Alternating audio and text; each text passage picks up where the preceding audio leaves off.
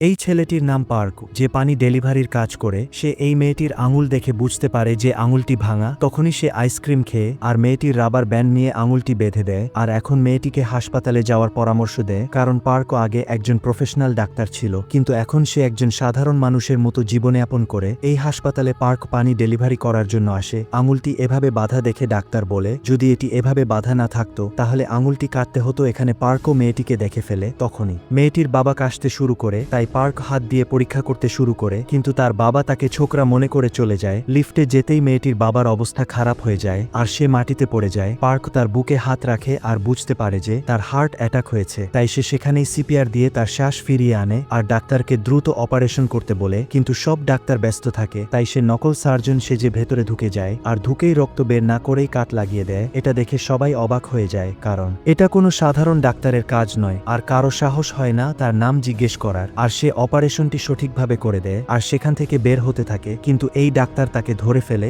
Next part এর জন্য comment করুন।